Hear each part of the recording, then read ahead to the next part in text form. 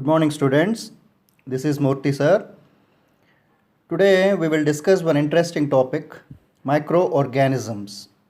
Extremely small living organisms which are not visible to the naked eye and which can be seen only with the help of a microscope are called microorganisms. The branch of biology which deals with the scientific study of microorganisms is called microbiology. It is one important branch in biological sciences. So, in this concept, we will learn in detail about different types of microorganisms. The five types of microorganisms which we are going to discuss in this concept are bacteria, algae, fungi, protozoans, and microarthropods. In these five types of microorganisms, algae are photosynthetic organisms. Remaining four, they are heterotrophic organisms. Bacteria were discovered by a great scientist, Leeuwenhoek. In those days, science was not much developed, so he built his own microscope and he observed bacteria for the first time. Here you can see the different shapes of bacteria. Bacteria, different forms are there. So they have different shapes. And in nature, some bacteria are useful for us and some bacteria are disease causing. Those we will call pathogenic. Pathogenic organisms are those which cause disease in humans, in cattle, and also in plants. Bacteria are microscopic, unicellular, and prokaryotic organisms. Prokaryotic means they are primitive organisms. Their cells are not much developed. Students, you all know about lactobacillus bacteria. This bacteria forms curd from milk. It happens due to a biochemical process called fermentation. So the bacteria is responsible for that chemical process.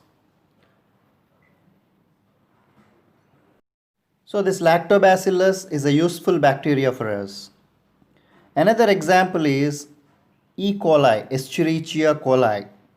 This bacteria lives in our intestines and it is useful for the process of digestion. But some forms of E. coli, they are harmful for us. They cause damage to our bodies. So in E. coli, helpful are there, and also some E. coli forms harmful also there. Students, bacteria are used in medicine for the synthesis of antibiotics. Antibiotics are medicines which are used for the treatment of bacterial infections. So one great scientist, Weizmann, he synthesized streptomycin from a bacteria named Streptomyces. For this contribution, he was awarded Nobel Prize. So streptomycin is one important antibiotic which was used earlier for the treatment of tuberculosis.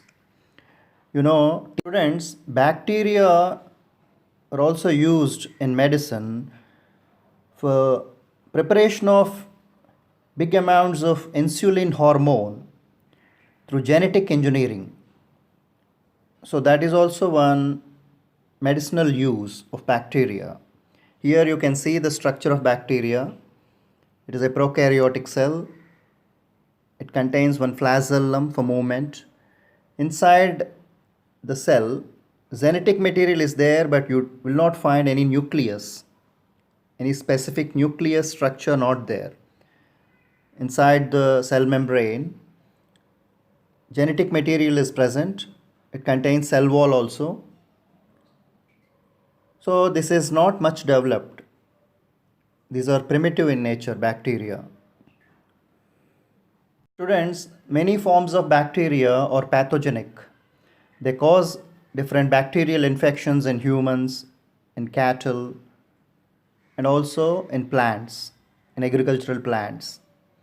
So here you can see the representation, the different types of diseases that are caused in humans: cholera, typhoid, leprosy, plague, tetanus, anthrax, tuberculosis that we call TB, whooping cough, diphtheria, pneumonia, diarrheal infections. So all these are pathogenic forms. So different types of bacteria, they cause these diseases in humans. So different pathogenic bacterial forms are there in nature. Students, now we will move on to the second type of microorganisms, that is algae. Algae are microscopic photosynthetic organisms, but some forms are macroscopic. There are one type of algae, brown algae. They are present in aquatic habitat, that is marine habitat. They are seen in seas and oceans. They are called kelps or seaweeds. They are macroscopic. They are big plants. They grow only in marine habitat and they can be seen with naked eye. And these algae are not pathogenic. They are not disease causing. And some algal forms have commercial value. They are useful for us. Students, in this picture you can observe different examples of algae. Already you learnt about Chlamydomonas. Chlamydomonas is a unicellular photosynthetic algal form. It contains flagella and the whole living body is a single cell. It is a unicellular photosynthetic organism. And here some other examples of algae are given: Serratium. And in your syllabus, he dealt with some forms. So mainly we learned about Chlamydomonas. In algae, so many examples are there. Many microscopic forms are there. And I told brown algae, they are macroscopic forms. And another type, red algae, also there. Friends, now we will move on to the third type of microorganisms, that is fungi. These fungi are heterotrophic organisms which mainly feed on dead matter, dead plant and animal matter.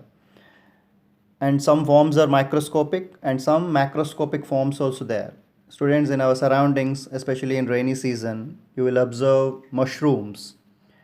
These mushrooms, they are visible to the naked eye. Umbrella shaped appearance will be there. And in these mushrooms, some are edible forms, we can eat them. And some are poisonous. Students, just like bacteria, in fungi some useful forms are there and some pathogenic forms are there. Some fungi, they cause diseases in humans, cattle, and also in agricultural plants. So in our day-to-day life, we see some useful fungi like yeast, which is used in bakeries for fermentation. And some pathogenic forms also there. Students, here you can observe the structure of yeast. It's a microscopic fungal form, and this yeast is used in bakeries for fermentation process, for the making of bread, cakes. This yeast is used. Students, because of the fermentation process done by yeast, you will get expanded spongy porous bread. So through budding process, very quickly it multiplies in number. So budding is a asexual mode of reproduction. Students, earlier you learnt about asexual reproduction. This yeast reproduces through budding. So budding is one asexual mode of reproduction. Here you can see budding in yeast. So through budding process, very quickly it multiplies in number. Students, here you can see bread mold. You can see a slice of bread which is spoiled by rhizopus. That is the biological name for bread mold. So it feeds on that. You know, fungi is heterotrophic organism. It cannot prepare its own food.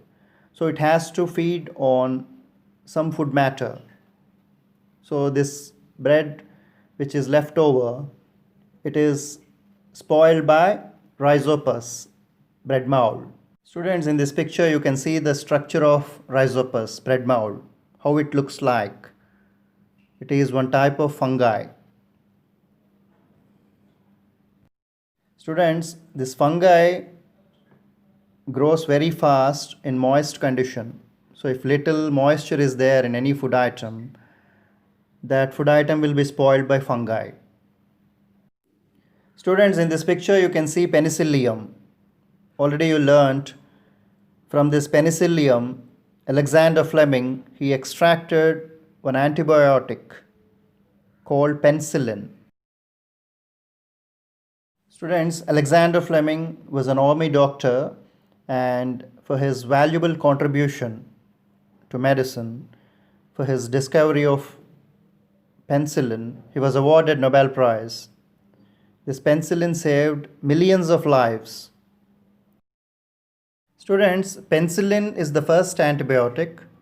Earlier I told, first vaccine was synthesized by Edward Jenner, British doctor. So first antibiotic is penicillin. First vaccine is smallpox vaccine extracted by Edward Jenner, a British doctor.